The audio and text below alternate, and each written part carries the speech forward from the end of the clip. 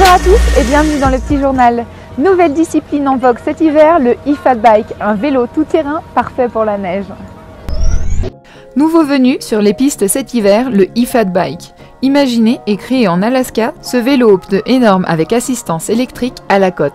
C'est une nouvelle activité qui se développe à l'Alpe d'Huez en partenariat avec l'école de VTT de l'Alpe. On est tous moniteurs VTT, moniteurs cycle. L'avantage du pneu, comme on dit fat, c'est meilleure adhérence sur la neige, on ne glisse pas. L'assistance électrique nous permet de monter des petites côtes sans être fatigué, à la portée de tout le monde. C'est ouvert à toute la famille. Le e-fat bike offre une nouvelle expérience de la neige avec des perspectives multiples. De plus, il s'inscrit dans une logique respectueuse de l'environnement. L'avantage d'être accompagné d'un moniteur VTT, on peut monter par les télécabines et on va vers les lacs Besson. On peut faire des sorties lever de soleil, ça veut dire qu'on part de l'Alpe d'Huez le matin en frontal et on monte en moins de 20 minutes, on monte au-dessus de l'Alpe d'Huez. Ou le soir, on attend que les pistes ferment, que le soleil tombe. On est tous en cohésion avec la nature, on n'a plus le bruit des remontées mécaniques. L'essayer, c'est l'adopter. Une fois aux commandes de l'engin, les préjugés tombent et laissent place au plaisir.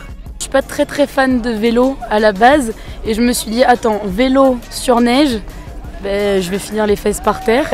Et au final non seulement c'est trop bien parce qu'en plus on est très stable et puis t'as ce côté grisant avec la vitesse et tout. Et... C'est ça, c'est le dérapage, tu te dis je vais me planter. Je me suis plantée mais bon ça c'est pas grave, ça fait partie du fun mais ouais franchement c'était vraiment top. Au Canada, on compte déjà 2000 km de sentiers dédiés. Le succès du e-fat bike gagne aujourd'hui les stations de ski françaises. Nous n'avons pas fini de pédaler.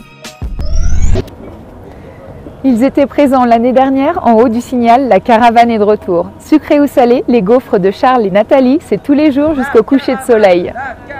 Alors le principe c'est de travailler avec des produits locaux, aussi bio que possible. Alors on n'est pas systématiquement en bio mais on essaye dans la mesure du possible de choisir du bio quand les producteurs le permettent et de les décliner sous forme de gaufres salées et sucrées.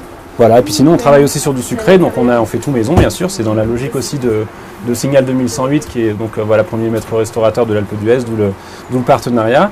Et on travaille donc aussi sur des choses plus classiques mais qu'on fait maison, bien sûr le caramel au beurre salé, le chocolat qu'on fait fondre, la chantilly maison, etc. Voilà, c'est l'idée de base. Quant à moi, je vous retrouve bientôt dans un prochain Petit Journal.